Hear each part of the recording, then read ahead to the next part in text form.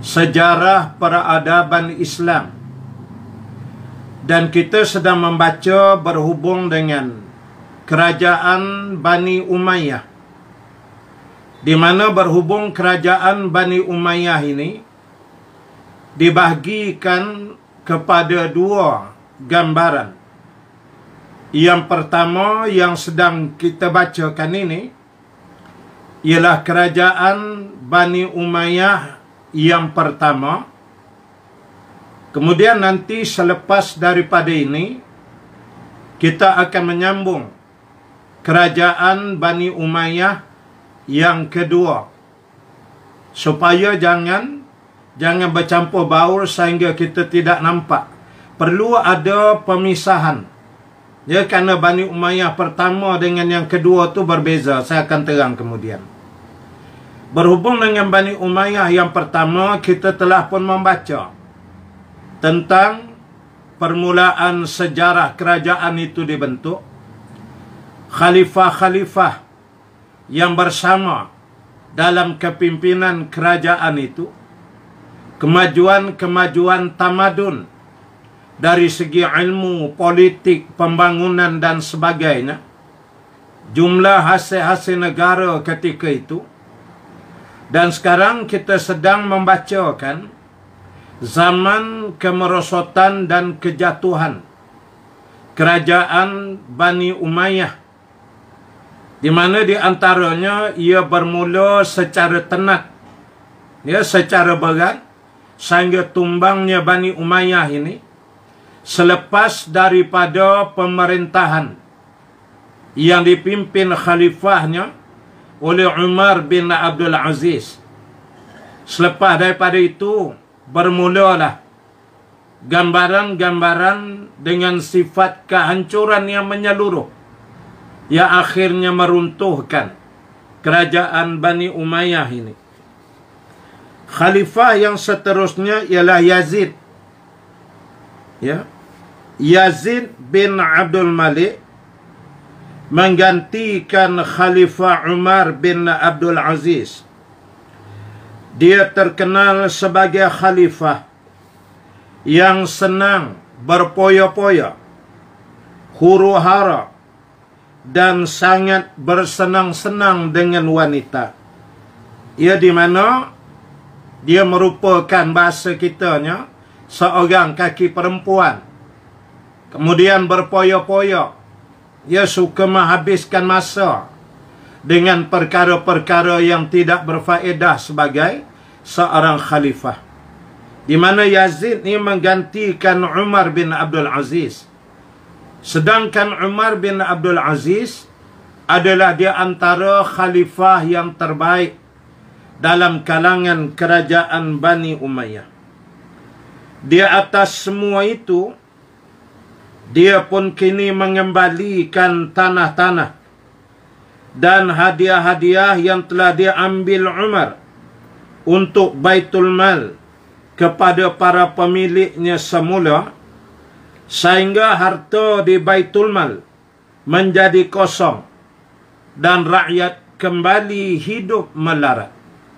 Sebagaimana yang telah saya terangkan sebelum ini, di antara tindakan-tindakan awal Khalifah Umar bin Abdul Aziz setelah naik menjadi khalifah, pertama, menukarkan para gubernur di bawahnya. Mana-mana yang dikirakan khianat dan tidak boleh memberi ketaatan kepada Allah dan Rasul dipecat terus. Ditukar dengan mereka yang lebih beriman dan bertakwa. Di antara langkah awal juga yang dibuat oleh Umar bin Abdul Aziz ialah merampas harta benda milik khalifah-khalifah yang sebelum dan milik kalangan keluarga, adik-beradik khalifah-khalifah yang sebelum. Di mana harta-harta ini dirampas semuanya dan dimasukkan ke dalam Baitul Mal, sehingga dalam sekelip mata sahaja jumlah wang dalam Baitul Mal itu terus meningkat, menjadikan kesan ekonomi yang sangat baik bagi rakyat. Umar bin Abdul Aziz juga kita tahu telah merampas semula beratus ribu hektar tanah-tanah, sama ada yang ada di Iraq, di Mesir, di Parsi, di wilayah-wilayah Khurasan, di Eropah, yang pernah diambil secara mudah atas sifat riswah yang dilakukan oleh khalifah sebelumnya. Kemudian mereka serahkan kepada kaum keluarga mereka. Itu juga dirampas oleh Umar. Dicari siapa hak milik yang asal, diserahkan kembali. Ya, kalau ada geran, tukar nama geran pada pemilik tanah yang asal. Mana-mana yang tidak ditemui pemiliknya, boleh jadi sudah mati, warisnya pun tak ditemui, Umar Abdul Aziz memasukkan harta itu di bawah Baitul Mal. Maka menambah lagi hasil negara ketika itu. Namun, bila naik saja Yazid bin Abdul Malik, tanah-tanah yang difaraidkan oleh Umar ini kepada asal pemiliknya diambil balik. Diserahkan kepada keluarga-keluarga yang daripada kalangan para khalifah sebelum itu. Kemudian kerana dia ni berpoya-poya, biasanya kalau dah dengan perempuan ni, dia main arak pula. Dia jadi peminum arak yang tegar. Maka dia menggunakan semewah-mewahnya keuangan negara melalui Baitul Mal untuk kerja-kerja memuaskan hawa nafsu dia, dan penasihat-penasihat dia keliling kelalang dia. Bayangkan, dicatatkan di dalam sejarah pada zaman Umar bin Abdul Aziz, dikatakan dalam masa setahun hasil Baitul Mal itu boleh dihimpunkan dengan kadar jumlah 120 juta dirham. Ya, ini suatu jumlah yang besar. Kemudian bila bermula je zaman Yazid bin Abdul Malik, kemudian diikuti oleh khalifah-khalifah sebelumnya, kepenggunaan hasil Baitul Mal ini secara yang tidak jujur dan tidak amanah, maka hasilnya merosot, terus merosot, sehingga daripada 120 juta setahun, hanya tinggal kutipan untuk Baitul Mal itu 25,000 setahun sahaja, 25,000 dirham. Bayangkan betapa penurunan drastik yang terjadi. Betapa kemewahan-kemewahan itu mereka gunakan dengan mengambil wang rakyat, wang Baitul Mal. Maka rakyat menjadi susah. Timbullah ketidakpuasan hati di kalangan rakyat. Dia mulailah berlaku pemberontakan dalaman yang kita akan lihat nanti. Yazid memujuk saudaranya Hisham bin Abdul Malik, adik dia, sebagai khalifah, dan anaknya Al-Walid sesudahnya. Sebelum dia meninggal dunia, dia serah jawatan khalifah ke adik dia. Sebelum adik dia meninggal dunia, selepas jadi khalifah, serah ke anak dia pula. Anak kepada adik dia itulah. Jadi secara berketurunan begitu. Artinya hak rakyat untuk memilih pemimpin berdasarkan apa yang dikenaki oleh rakyat tertutup rapat. Ini juga menjadi asbab kemarahan dan kebencian rakyat terhadap kerajaan Bani Umayyah pada masa itu. Masa pemerintahan Hisham cukup lama, selama 20 tahun, sama dengan masa pemerintahan Muawiyah bin Abi Sufyan. Jadi mana ada catatan menyebut Hisham ni boleh tahan. Dia agak baik berbanding dengan anaknya sesudah itu. Dia termasuk salah seorang khalifah terbaik Bani Umayyah. Terkenal sebagai seorang yang penyantun, memiliki pribadi yang bersih, cermat dan hemat. Menurut kajian ahli sejarah, ada 3 ahli politik dari kalangan Bani Umayyah. Dia kira memang politician betul lah, yang genius, yang bijak, iaitulah Muawiyah bin Abi Sufyan, Abdul Malik ya sebagai pengganti tadi, dan juga Hisham. Abu Ja'far Al-Mansur telah mencontohi Hisham dalam sekian banyak langkah yang ditempuhnya kelak pada masa Daulah Abbasiyah. Nanti kita akan tengok kerajaan Bani Abbasiyah. Di antara yang memerintah ialah Abu Ja'far Al-Mansur. Dia ni buat kajian, melihat fakta-fakta yang pernah terjadi pada zaman kerajaan Bani Umayyah. Kemudian dia mengambil contoh daripada Hisham bin Abdul Malik ini. Banyak kebaikan-kebaikan Hisham itu dia buat ketika dia menjadi pemerintah, yakni Abu Ja'far Al-Mansur pada zaman kerajaan Bani Abbasiyah. Pada masanya dia mengatur pusat-pusat pemerintahan dan membetulkan perhitungan Baitul Mal. Dia readjustment, dia centerkan, command center ya, supaya arahan turun betul dari khalifah kepada gubernur. Kadang-kadang dari gubernur kepada wakil-wakil wilayah tu dah menyimpang. Ada tangan-tangan gaib di belakang gubernur yang mengambil alih. Makanya Khalifah Hisham bin Abdul Malik dia perbetulkan keadaan ini. Kemudian wang Baitul Mal itu diaudit. Dia dibuat perkiraan yang sungguh-sungguh secara betul dan tepat. Berapa keluar, berapa masuk. Demikian juga perhitungan keuangan negara. Ya, begitu juga dengan treasury. Dia lantik menteri keuangan dia yang jujur dan sangat amanah.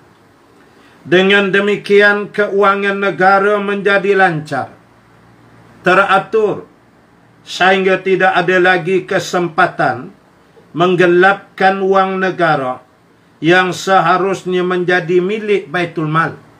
Ya, maka gerakan-gerakan rasuah, kempen anti rasuah dilakukan oleh Hisham bin Abdul Malik. Mereka-mereka yang melakukan rasuah ini ditangkap, dikenakan tindakan yang berat, sehingga keadaan pulih seperti sedia kala.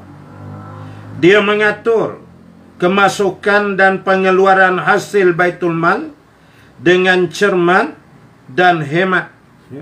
Dia jaga sungguh. Diletakkan juru audit yang berautoriti dalam menilai berapa income masuk, berapa yang keluar.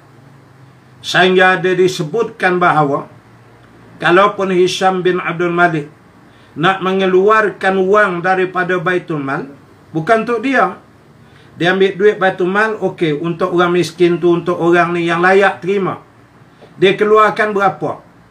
Jumlah dia keluar tu dia takkan keluarkan kecuali disaksikan oleh 40 orang saksi. Supaya jangan dia nanti dia anggap melakukan penyelewengan, menyalahgunakan wang Baitul Mal itu. Setara itulah maknanya kejujuran yang dimiliki oleh Hisham bin Abdul Malik ini. Khalifah Hisham telah memerhatikan perkembangan ekonomi. Dia membangunkan pelabuhan-pelabuhan, juga industri-industri pakaian sutra dan kain-kain baldu. Dia dibangkitkan, dia kembangkan industri ini. Tetapi hasil perkembangan ekonomi itu tidak cukup untuk menampung kekurangan hasil Baitul Mal. Walaupun begitu dia usaha, tapi nak cover up balik tu payah. Bayangkan daripada 120 juta setahun, masa dia ambil alih tu income yang masuk ke Baitul Mal 25,000 setahun. Bayangkanlah. Ya, keadaan terlalu parah. Jadi bolehlah menambah, tapi nak cover betul-betul tu tak dapat lagi. Ya, kerana hasil yang hilang tu terlampau besar.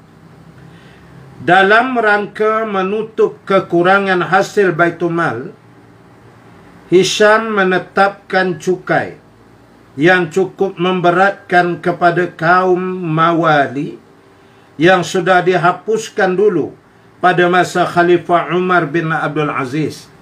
Ya, kita tahu dalam masyarakat Islam dunia pada masa itu ada sekelompok masyarakat dinamakan sebagai kumpulan Mawali. Ya, yang telah saya sebut, Mawali ialah orang-orang yang bukan Arab yang menganut Islam. Maka mereka itu digelar sebagai Mawali. Jadi pada masa sebelum Umar bin Abdul Aziz, Mawali ini dikenakan cukai yang tinggi berbanding dengan orang-orang Arab Islam. Yang Islam juga, tapi Arab tak kena cukai tinggi macam orang Islam dari kalangan Mawali ini. Yang Mawali ini dari Parsi, ya, daripada Iraq, dari India, Khurasan, Afghanistan, Tajikistan, Bukhara, apa semua ni. Ni daripada luar-luar. Tapi orang Islam lah. Dipanggil Mawali dan dikenakan cukai yang tinggi. Bila Umar bin Abdul Aziz naik memerintah, dia turun cukai itu sama dengan orang Islam yang lain. Itu sebab gulungan-gulungan Mawali ni pada zaman Umar bin Abdul Aziz, mereka sangat senang dan tenang dengan kepimpinan Saidina Umar. Itu sebab Umar bin Abdul Aziz mendapat sokongan besar daripada rakyat kerana keadilan dia. Tapi bila Hisham bin Abdul Malik, dia tengok hasil Baitul Mal tu dah tak cukup, maka dia kenakan cukai yang tinggi, naik balik macam asal kepada gulungan Mawali ini. Boleh jadi dia juga memikirkan perlu tindakan drastik begitu. Dia tapi tentulah tindakan ini secara politik dia anggap tidak popular. Dia menyebabkan mulailah datang kebencian dan kemarahan rakyat dia pada masa itu. Hal itu membuat mereka tersentak, terkejut kerana jumlahnya yang cukup besar yang tidak pernah terjadi sebelumnya. Dia mungkin Khalifah Hisham bin Abdul Malik ni, dia bincang dah dengan Menteri Keuangan dia, JK Keuangan apa semua, memungkinkan mereka menyatakan kena buat cukai tapi kena tinggi sikit lah. Kalau nak pulih dalam masa sekian tahun, cukai kena naik sekian peratus. Gitulah, dia tentu ada perkiraan dia. Oleh kerana dia nak drastik benda tu biar settle cepat, maka naik terlalu tinggi. Kesannya kemarahan kepada rakyat. Akibat daripada kebijaksanaan Hisham itu membuat kaum Mawali memberontak. Itulah impak dia. Ya, orang akan bangkit dan memberontak. Cuma ialah macam selalu kita sebut, zaman tu tak ada lagi medsos ini. Ya. Kalau ada media sosial macam hari ni, meledak-meletup-letup lah macam-macam, masuk TikTok apa semua. Komen-komen, kritikan-kritikan yang pedas dengan berbagai-bagai gambaran dan bentuk marah, humor, macam-macam lah akan tersebar ke seluruh dunia. Tapi masa tu medsos tak ada, benda tu marah tu ada. Itu lagi bahaya. Maka menyimpan, menunggu waktu aja. Ya, kerana mereka rasa dah terdesak dalam kehidupan. Makanya bangkitlah Al-Haris bin Suraij, ini pemimpin Mawali, memberontak dengan semboyan memerangi kaum Arab. Maksudnya Bani Umayyah itu, dan orang-orang yang menzalimi mereka. Termasuk siapa dia keliling kelalang khalifah tu di kalangan orang Arab, diperangi semua. Selain itu, Hisham pun cukup dendam kepada kaum Alawi. Ya, puak Alawi ni daripada kalangan Syiah, dan menghukum mereka setiap ada kesempatan. Dia ada peluang bunyi kata Syiah aja, cukup je bukti, dia bunuh terus. Sebagai contoh adalah hukuman yang ditimpakan kepada Yazid dan Yahya, dua putera Ali bin Husain bin Ali bin Abi Talib. Ya, Saidina Ali kita tahu ada dua anak, nama Hasan dan Husain. Husain ni dapat anak dia buah nama Ali. Ali berkahwin, anak Husain tadi, cucu kepada Saidina Ali lah. Berkahwin Ali, dapat 2 orang anak lelaki, Yazid dan Yahya. Artinya itu cicit kepada Saidina Ali. Itu dikenakan tindakan yang keras oleh Hisham bin Abdul Malik. Kemudian, faktor-faktor di atas mengakibatkan timbulnya pemberontakan-pemberontakan yang terus-menerus dari kaum Parsi, yakni Iran, Syiah, yang mengakibatkan kehancuran pemerintahannya. Ya, puak-puak Syiah ni kita tahulah. Dia datang hari Karbala, dia boleh tengok macam mana kelaku perangai dia. Ya, mereka siap mati kerana imam dia. Maka terjadilah pemberontakan dalaman. Dan ini yang sangat bahaya. Ya, anak-anak ini dia makan dalam, tak nampak kat luar, tak tahu untuh aja. Ini masalah. Al-Walid bin Yazid menggantikan Hisham sebagai khalifah atas persetujuan ayahnya Yazid sesudah Hisham. Ya, maka digantikan lepas Hisham ni Yazid. Al-Walid bin Yazid. Al-Walid sama dengan ayahnya Yazid. Mempunyai sifat berpoya-poya, pendek akal, dikelilingi oleh dayang-dayang yang ramai. Ya, dayang-dayang di istana. Ini yang sering kadang disebut like father like son, gitulah. Ya, macam mana ayah dia dulu, itulah perangai anak sama. Berpoya-poya, bermain dengan dayang. Dia menghabiskan harta benda yang melimpah ruah yang diwariskan oleh Hisham. Akibat perilakunya yang buruk itu, dia dibunuh oleh Yazid bin Al-Walid. Oleh kerana dinasihat dia tak dengar, maka dia mengambil tindakan terus membunuh bagi menghentikan kemungkarannya. Mungkin itu niat di peringkat awal. Yazid bin Al-Walid menggantikan Al-Walid bin Yazid. Dan dia hanya memerintah 5 bulan. Kerana penduduk Hims memberontak kepadanya dan menuntut bela atas kematian Al-Walid yang membawa kepada kematiannya. Dia di mana? Oleh kerana dia ni naik dengan membunuh khalifah yang sebelum.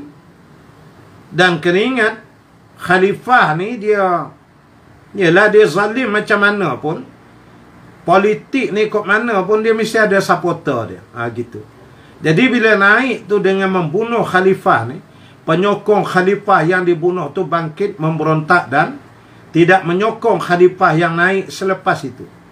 Peristiwa ini terjadi di Hims. Ya, ini sebuah bandar di pinggir laut di Syria sana. Ini di bandar Hims.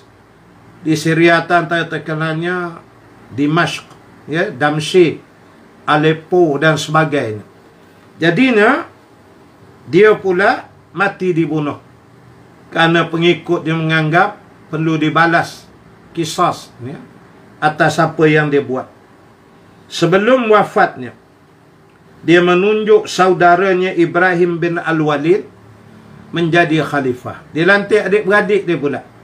Dia naik pula adik-beradik dia seorang, Ibrahim. Ibrahim bin Al-Walid hanya memerintah 2 bulan. Kedudukannya sebagai khalifah tidak disepakati kaum muslimin.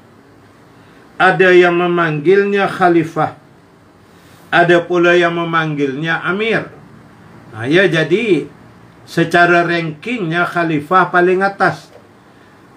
Bawah pada khalifah ni ada wakil dipanggil amir. Bawah amir ni dia berhak, ada kuasa dia melantik para gubernur. Jadi khalifah tu yang paling atas, amir di bawah dia.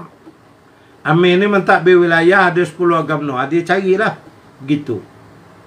Kemudian bila dia naik, ada yang panggil dia sebagai khalifah, ada yang hanya memanggil dia amir aja.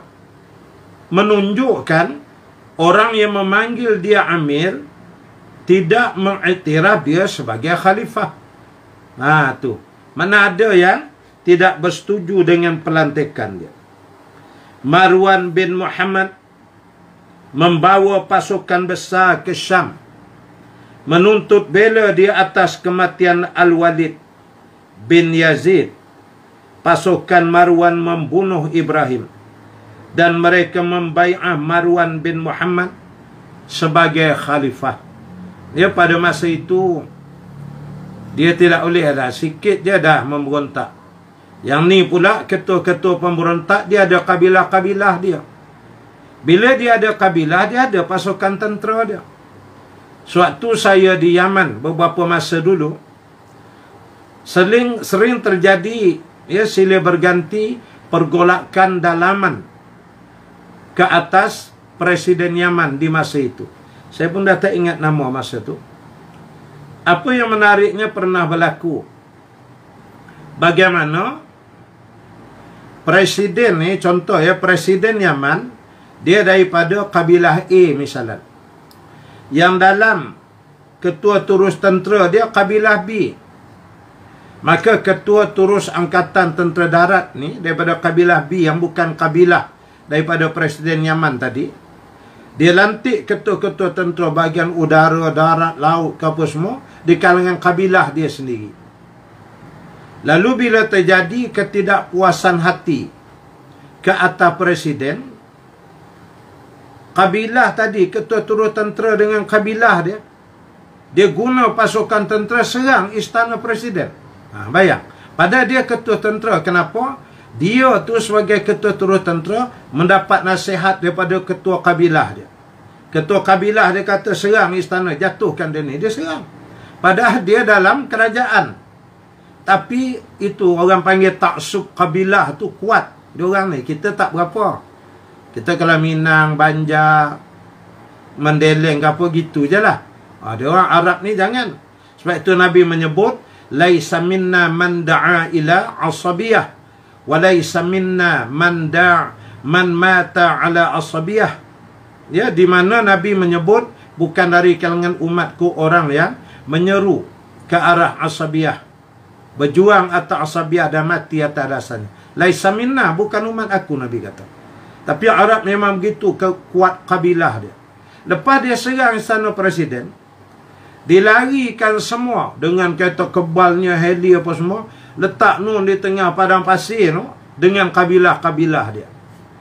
Bayangkan. Sebab itu pilihan dari Presiden di Yaman ni tak mudah. Dia bukan sekadar kita ni ada karisma, it is a good characteristic, genius, intelligent, bijak, ada pengalaman, layak dipilih. Belum tahu. Kalau kabilah tak sokong, bungkus itu aja. Itu Yaman. Ya. Itu sekadar contoh saya sebut. Jadi dalam kes ini, bagaimana walaupun pada akhirnya dia bawa kabilah, dia serang, bunuh. Maka terbunuh dan mati pula. Marwan naik takhta pada saat pakaian khalifah Bani Umayyah sudah sangat lusuh dan tipis. Walaupun dia ingin memperbaiki keadaan, tetapi tidak ada lagi harapan untuk memperbaikinya.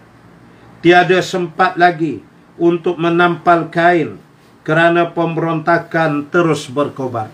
Jadi masanya Marwan naik, ialah keadaan dah tak boleh nak buat apa dah. Dia punya bad damage tu dah tak boleh nak baiki. Ini mengingatkan kita kepada ucapan Sayyidina Ali karamallahu wajhah. Ketikanya terjadi huru-hara dan kelam kabut di zaman pemerintahan Sayyidina Ali, berlakunya fitnah ke atas pembunuhan Sayyidina Uthman sebelumnya.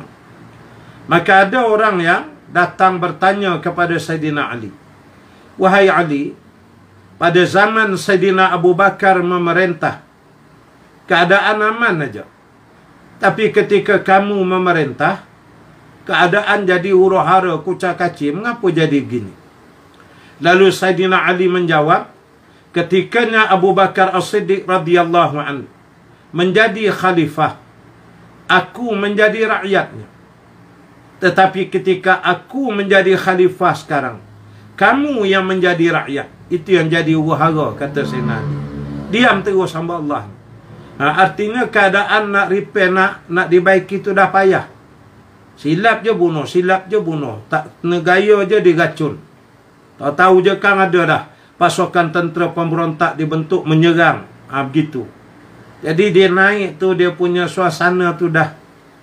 Kadang-kadang politik memang begitu ya. Kalau kita lihat dalam konteks negara Malaysia, contoh aja. Dia orang menyebut bahawasanya Kelantan tak maju. Dululah, sekarang jangan. Ni Kelantan, Terengganu ni negeri-negeri yang tidak maju, dia kata. Sedangkan tengok di Selangor maju. Dia bukan kena tengok negeri aja, kena tengok infrastruktur. Kena tengok sejarah sebelum. Ada negeri-negeri bersekutu, ada negeri-negeri tidak bersekutu. Dia mana-mana yang bersekutu dengan British, termasuk di antaranya Selangor.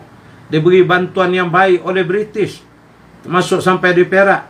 Dia diberikan jalan kereta api yang pertama daripada Taiping ke Port Well, orang putih buat. Maka ekonomi berkembang. Dia di kawasan Selangor dibina pelabuhan masa itu. Frank Swettenham yang pernah menjadi Gubernur Inggeris di negeri Selangor, wakil residen, dibuat pelabuhan, dinamakan pelabuhan Port Swettenham. Hari ini dah tukar pelabuhan Kelang. Ini sejarah. Mereka bina jalan raya, highway yang baik di negeri Selangor, memungkinkan terjadinya pembangunan ya secara baik. Ya, terjadinya perkembangan ekonomi yang baik. Mereka bawa orang-orang Cina datang ke negeri Selangor, orang-orang India ya bekerja. Ini sejarah menyebabkan terjadi perkembangan yang hebat, jadi Selangor maju. Ada pun negeri yang tidak bersekutu, yang tak sama dengan mereka, macam Kelantan, Terengganu bangkit. Ya, Tok Janggutnya, Tok Selehornya, Tok Bahaman di Pahang. Negeri-negeri yang macam ni yang tak bersama dengan British, mereka tekan. Mereka tak bagi pembangunan. Buat jalan raya satu tu lah dulu. Berapa puluh jam nak sampai di Kuala Lumpur ke Kota Baru. Hubungan jalan kereta api pun tak berapa sangat. Tapi di negeri-negeri Hiuslo di Perak, ya, kemudian dibina jalan kereta api, dibuat macam-macam. Memanglah. Jadi kita tak boleh kata ya yang memerintah Kelantan ni tak pandai merintah, tak maju. Yang merintah Selangor ni pandai merintah, maju. Tukar. Cuba yang Selangor pergi duduk Kelantan perintah, nak tengok. Dengan keadaan infrastruktur yang begitu. Kalau dululah, sekarang tak ada, alhamdulillah. Dulu saya sebut, ini sejarah. Politik dia begitu, kena tengok background sama. Ya, kita jangan terus saja cakap macam tu. Macam mana di Gombak. Gombak ni semi-urban, pinggir bandar. UIA ada sini. Ya, Universiti Islam Antarabangsa ada di Gombak, di Batu Lapan sana. Syiah pun ada sini di Gombak. Qadiani pun ada di Gombak. Rasul Melayu pun ada di Gombak. Cuba bayar. Jadi itu rencam kehidupan masyarakat tu menyebabkan compare, dibandingkan Gombak dengan Gua Musa misalnya. Tak boleh lah. It should be apple to apple lah. Politik dia begitu. Jadi ini yang berlakunya bila Marwan naik. Naik tu kira naik untuk jatuh lah, begitu bahasa ni. Memang dah tak boleh nak adjust. Dia punya timing tu dah sampai masa tu. Bila rakyat dah benci, jatuh, kerajaan tukar baru kan. Itu biasa dalam politik ya. Jadi dia tak boleh buat apa. Pemberontakan dah terlampau banyak. Kebencian dah meluap-luap. Masa dia naik tu kebetulan dari segi gerah tu bertemu titik antara kemarahan rakyat dengan dia dilantik jadi khalifah. Golongan Khawarij memberontak, memaksa Marwan melarikan diri ke Mesir dan terbunuh di sana pada tahun 132 Hijrah. Ya, jadi bila dah terkepung istana apa semua, dia pun tentu ramai ya, perisik-perisik dia. Dia ambil keputusan melarikan diri, pergi ke Mesir. Tapi dia dihambat dan diburu di Mesir. Cari, akhirnya jumpa dan dibunuh di sana. Faktor-faktor kejatuhan Daulah Umayyah ya, ataupun Bani Umayyah, ni conclusion dia. Ada beberapa sebab bagi kejatuhan Bani Umayyah ini. Di antaranya ialah yang pertama, ketidakmampuan para khalifah. Hal ini terlihat pada khalifah-khalifah sesudah Hisham bin Abdul Malik. Ya, sebelum Hisham 12 ada Umar bin Abdul Aziz. Dua ni memang terbaik. Lepas pada Hisham mulalah. Yang mereka berpoya-poya, minum arak, segala perempuan. Bahkan nanti kita lihat, ada gubernur, bukan khalifah. Gubernur yang diperintahkan menjadi gubernur di wilayah A misalnya. Sepatutnya pusat pemerintahan dia di wilayah A itulah. Wilayah yang luas besar tu. Dia buat satu istana jauh, beratus batu daripada wilayah tu. Dia pindah, dia pergi duduk di istana sana. Senang, jadi orang kampung, orang tempat dia merintah tak tahu. Dia tu kaki perempuan lah minum. Dia bukan buat di situ, dia buat di luar. Istana baru dibina. Hebat macam mana istananya? Sehingga ada gubernur yang dia cat istana tu menggunakan cat emas. Emas tu dihancurkan, serbuk emas tu campur dalam cat. Cat dinding istana. Bayangkan. Isolated ya.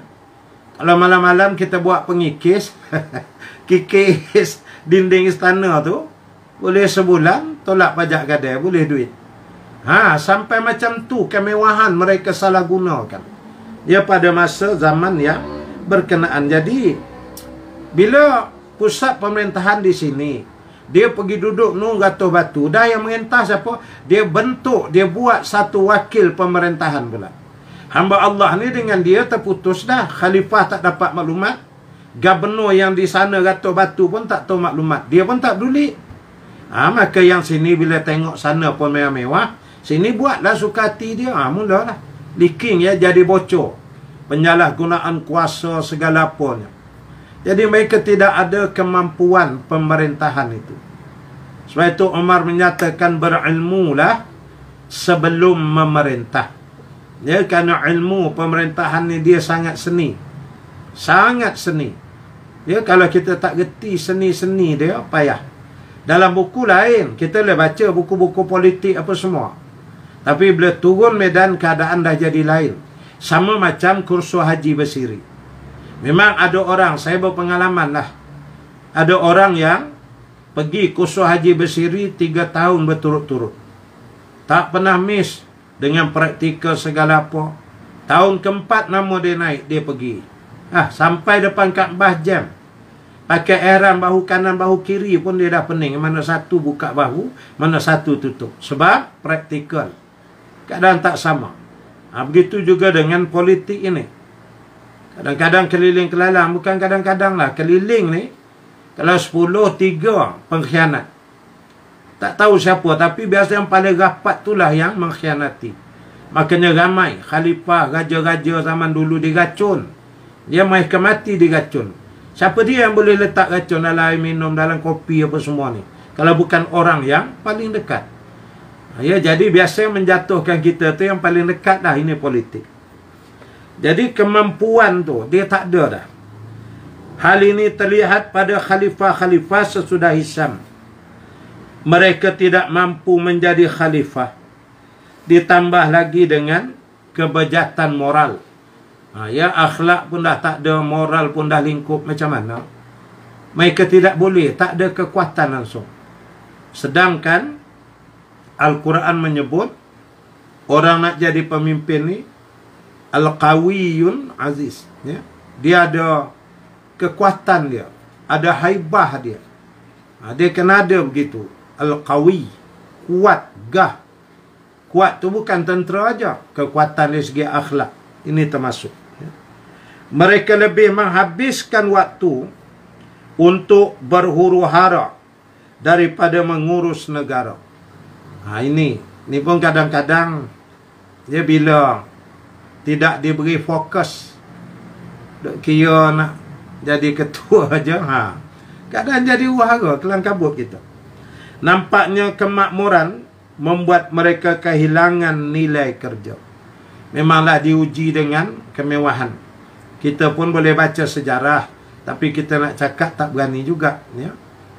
Kalau kita diuji naik, duduk jadi menteri di atas, kita pun tak tahu kita macam mana kan. Just one call aja dapat semua. Bayangkan. Kuasa ni soal kuasa. Ya. Soal kuasa ini. Itu. Jadi teruji dengan kemewahan, dengan macam-macam lah kita maklum. Yang kedua, gerakan penentangan kaum Syiah. Ya, Syiah pula bangkit kerana orang-orang mereka ramai yang diambil tindakan dan dibunuh. Ada khalifah-khalifah yang sebelum memang benci sangat ke Syiah. Maka mereka bunuh, mereka penjara. Boleh jadi ada yang dibunuh di penjara ni di kalangan imam-imam mereka. Dan puak Syiah kita kena tahu bahawa imam 12 ni mereka lain macam ni, dia pegang sungguh. Mungkin ada yang kena tu keturunan imam-imam ni, wallahu alam. Tapi makna begitulah berlaku pemberontakan. Dan bagaimana hal-hal ini menjadi percikan-percikan api yang membentuk api yang membakar sehingga jatuhnya kerajaan Bani Umayyah ini. Ya, bukan Syiah aja, puak Mawali pun memberontak juga. Bukan Mawali aja, di kalangan orang-orang Arab sendiri yang tak puas hati begitu begini ada juga. Jadi sikit-sikit tu campur-campur dia menjadi satu gelombang, ya, satu wave yang besar yang menjatuhkan kerajaan ini. Kelompok Syiah tidak boleh melupakan perlakuan orang-orang Umayyah terhadap Ali dan puteranya Husain. Dia kira orang-orang Umayyah ni orang Arab lah. Syiah ni banyaknya orang Parsi sebagian besar di Iran. Jadi mereka masih ingat. Mereka ni sayang, kasih, cinta kepada Sayyidina Ali. Tidak dinafikan ada yang sesat. Siapa belajar perbezaan mazhab, dia tahulah. Macam ahli sunnah pun ada yang sesat, kan? Gitu kat Syiah. Tapi yang betul, yang tetap atas akidah sebenar pun ada. Cuma beza dari segi furu'iyah aja, itu kena mengaji bab perbezaan mazhab itu. Tapi nak menyebutnya bahawasanya mereka yang taksub dengan Ali pun ada. Pak Syiah pun satu hal juga. Sehingga ada yang menyatakan Sayyidina Ali ni sebagai Tuhan. Lalu Ali siasat, cari dan dapat tangkap. Lalu Ali menyatakan, oleh kerana kamu ni syirik, aku suruh bertaubat, kamu tak nak. Duk mengaku sangat aku ni Tuhan, maka aku ambil tindakan sekarang, bakar kamu. Ya, aku bakar kamu hidup-hidup.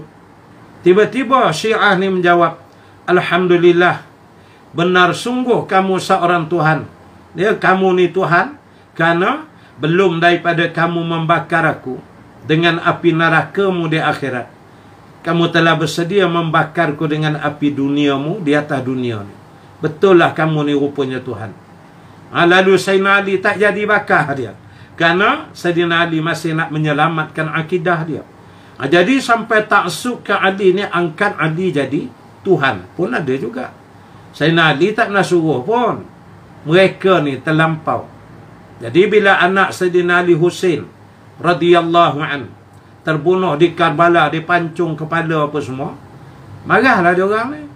Maka mereka ni, ialah benda tu menyimpan sejak zaman Ali, Hasan Husain lagi. Adapun Bani Umayyah ni dah berapa ratus tahun lepas tu, tapi membara duk bawa benda tu. So sampai zaman tu dia dia meletup keluar. Maka tak dapat dikawal lagi dah. Oleh kerana itu, mereka melakukan gerakan penentangan. Mereka membina rangkaian dengan kaum Sunni dari Bani Abbas semenjak zaman pemerintahan Umar bin Abdul Aziz. Jadi yang daripada Bani Umayyah pun ahli sunnah juga. Cuma Bani Umayyah bila dengan grup-grup Abbasiyah ni, dia daripada kalangan Abbasiyah ni, dianggap boleh mencabar kepemimpinan Bani Umayyah, boleh menjatuhkan kerajaan dia. Maka masa Bani Umayyah naik, Bani Abbas juga ditekan. Mana-mana yang disyaki nak menentang, mereka tangkap, penjara dan mereka bunuh. Di kalangan Bani Abbas ahli sunnah wal jamaah juga.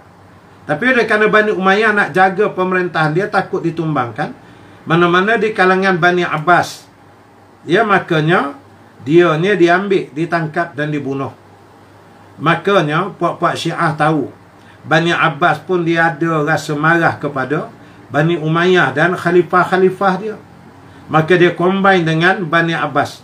diberi sokongan kepada Bani Abbas. Dia bentuk alliance. Dia satu rangkaian pemberontakan. Dan ini terjadi semenjak zaman pemerintahan Khalifah Umar bin Abdul Aziz. Jadi pada masa Umar bin Abdul Aziz, keadaan aman. Dalam aman tak perasan itulah dia buat gerakan. Ini strategi juga. Kemudian bila Umar meninggal, naik sesudahnya pun 20 tahun.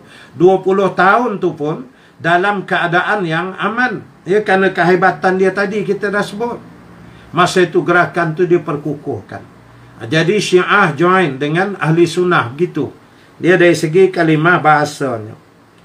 Keikhlasan mereka pada keturunan Nabi SAW menarik hati rakyat. Jadi orang ramai pula public bila tengok puak Syiah join dengan Bani Abbas ni, mereka tengok okey juga Syiah ni. Ya, dia tak mengkafirkan begitu bini, tapi dia join kita Ahli Sunnah ni sudah bagus. Datang pula respect orang kepada Syiah dan mereka sokong pula, rakyat mula menyokong bersama. Maka terbentuk pula rangkaian dengan rakyat. Artinya gerakan itu masa ke masa semakin membesar. Sudah tidak dapat dikawal dah pada masa ini. Bahkan orang-orang Sunni yang soleh yang melihat khalifah tenggelam dalam kesenangan duniawi dan melalaikan agama, semakin memotivasikan mereka bergabung dengan kaum Syiah ini. Bila tengok kepuak Syiah di kalangan orang-orang alim, di kalangan ahli sunnah, ramai ulama-ulama besar, kibarul ulama, mereka tengok puak Syiah ni tak ada sejahat yang di kalangan Bani Umayyah ni bila naik. Dengan harapnya, dengan perempuannya berpoyo-poyo, bersyair-syair, buang masa buat istana, makan duit batu mal. Jadi mereka tengok tu, mereka dah menyampah. Tok alim ni pula. Maka dia tengok bila Syiah bersama dengan Bani Abbas, ni bagus, dia kata dia bersama pula. Terbentuk pula rangkaian di kalangan ulama-ulama. Dan kena ingat, ulama ni macam artis.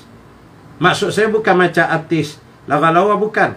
Ulama ni seperti mana artis. Artis dia ada pengikut dia. Ramai ratus-ratus ribu. Kalau artis terkenal ni jangan main-main. Sebab itu ingat balik, saya tak mau sebut, di Malaysia beberapa masa lepas ada seorang artis dipujuk-pujuk masuk menyertai sebuah badan parti politik. Ya, ada seorang artis terkenal, saya tak nak sebut nama, tak mau sebut parti itulah. Cuma nak bagi tahunya, bila artis ni masuk menyertai parti itu serab orang, ramai netizen yang kutuk, buat gelak-gelak. Ada kata apa, barang lu, ya, parti ni dah tak ada orang, artis pun dia sapu. Jangan. Di belakang dia yang seorang ni puluh ribu peminat dia. Nah, ini orang bijak, dia tahu, dia cari gerakan ni. Begitu juga dengan para ulama. Ulama-ulama macam kami ustaz-ustaz lah, kami bukan ulama lah. Ustaz-ustaz ni pun kita ada penyokong-penyokong tegar kita. Orang tu tak suka, tapi orang ni suka, ramai juga begitu. Makanya bila ulama ni menyokong Syiah bersama pula menyokong Bani Abbas tadi, terbentuk pula rangkaian penyokong ulama tadi. Anak-anak murid dia pula. Makin membesarlah alliance. Ya, ataupun persekutuan gerakan pembangkang itu. Yang ketiga, rasa tidak puas hati di kalangan Muslim non-Arab. Perlakuan pemerintah yang menganaktirikan Muslim non-Arab, baik secara ekonomi maupun sosial, membuat mereka gusar dan runsing terhadap Daulah Umayyah.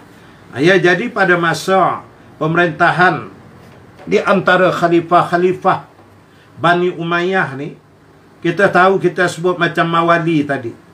Orang-orang yang bukan Arab tapi masuk Islam daripada benua Eropah apa semua. Mereka ni dalam masyarakat macam second class citizen. Ya, masyarakat kelas 2. Mereka tak ada hak bersuara untuk memilih wakil ke parlimen misalnya. Tak ada. Tak dibagi hak itu. Bahkan saya baca ini dah terjadi zaman Fir'aun dulu. Ya, citizen second class ini. Fir'aun, Bani Israel dan Qibti ini dia bezakan. Sehingga macam yang berlaku di zaman Bani Umayyah ini, orang-orang Mawali yang non-Muslim, yang bukan Islam ni, sebahagiannya Islam tapi bukan Arab, mereka ni kalau nak minta misalan permit, lesen untuk berniaga, buka gerai misalnya, nak minta satu pun tak dapat dah 6 tahun contoh. Tapi kalau yang geng-geng Bani Umayyah, minta satu dapat 5, gitulah. Jadi datang ketidakpuasan hati. Begitu juga dengan jawatan-jawatan di dalam istana, tempat khalifah, gubernur-gubernur, pusat-pusat pemerintahan Bani Umayyah. Di kalangan yang bukan Arab ini, ramai yang qualified sebenarnya. Mereka pun bijak, mereka boleh bekerja. Sebab itu Umar bin Abdul Aziz pernah mengambil seorang Kristian jadi jurutulis dia. Kerana dia memahami bahasa Greek. Surat-surat nak dihantar ke Greek, Yunani semua, dia tulis, terjemahkan dari bahasa Arab. Jadi dia ambil, dia beri peluang. Tapi mereka-mereka yang di-qualified ni tadi, zaman Bani Umayyah, ditutup peluang. Jadi office boy pun tak dapat. Jadi yang keliling kelalang dalam istana ni semua keturunan Arab Bani Umayyah aja. Marahlah. Benda ni dah lama. Dia bersambung-sambung bertahun-tahun.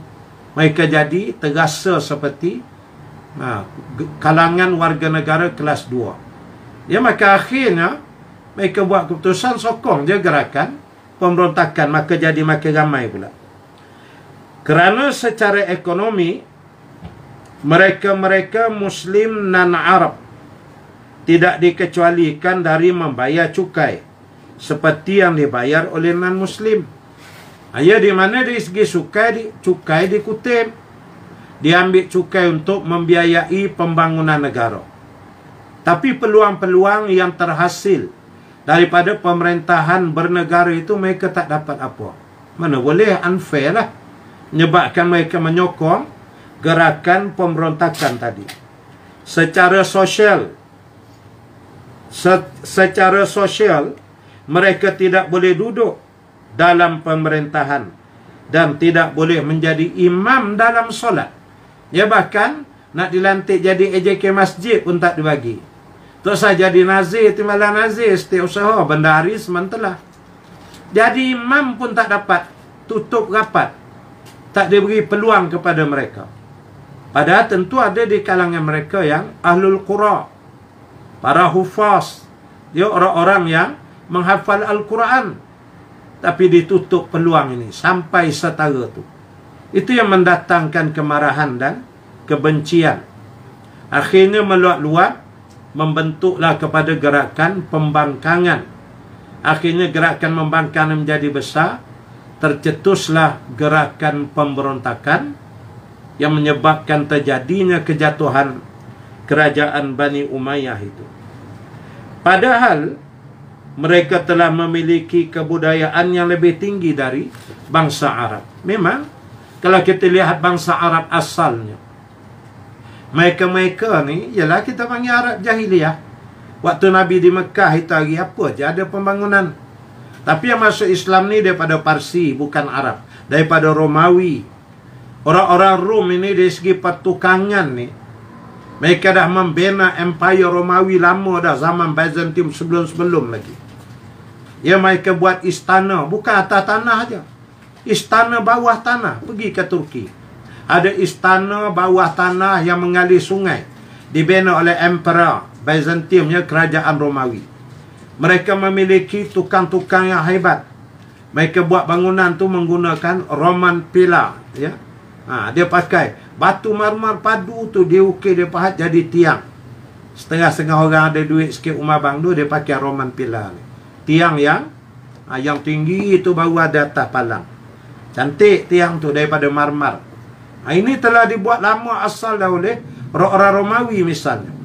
Tiba-tiba bila mereka duduk di bawah kerajaan Bani Umayyah, cukai mereka kena bayar sama macam orang lain. Tapi mereka nak diberi peluang untuk berniaga, boleh jual benda-benda begini, tak dibagi, ditutup semua. Macam mana? Timbullah pemberontakan. Maka mereka-mereka ni pula mahir dalam pertukangan. Dia boleh buat senjata, dia boleh buat panah. Orang-orang Rom ini kalau buat panah ni, Dia bukan jenis tarik macam ni dah. Panah dia melengkung tu, picit dia cup, anak panah keluar. Jadi dia ada kemahiran-kemahiran ini. Maka semua ini terkumpul, diikat di bawah nama pemberontakan. Mereka membantu secara senyap, mengadakan serang hendap, menyerang istana dan sebagainya. Akhirnya lemahlah kerajaan Bani Umayyah. Kemudian daripadanya runtuhlah kerajaan yang berkenaan. Ya, jadi bermula daripada 661 Masihi, naik Muawiyah bin Abu Sufyan, berakhir 750 Masihi oleh Marwan bin Muhammad. Maka habis bahagian pertama. Nanti kita akan lihat sejarah Bani Umayyah yang kedua, dan ini kita fokuskan di Spanyol. Ya, Spanyol ni dulu namanya Andalusia, Andalus. Ya, jadi M. Nasir itu ada lagu Andalusia tu. Itu ada sejarahnya. Kita akan lihat nanti. Dan baru ni Spanyol pun ada masuk, ya, UEFA, tapi kalah. Tak apalah, tapi kita akan tengok nanti sejarah Bani Umayyah. Siri yang kedua bermula daripada Spanyol. Bila jatuh je yang di Baghdad, di Damsyik, terjadi pemberontakan begitu gini, ada yang melarikan diri pergi ke tempat lain nak selamatkan diri. Itulah mereka sampai di Spanyol. Oleh kerana takut mereka diganggu nanti, maka mereka bina kerajaan.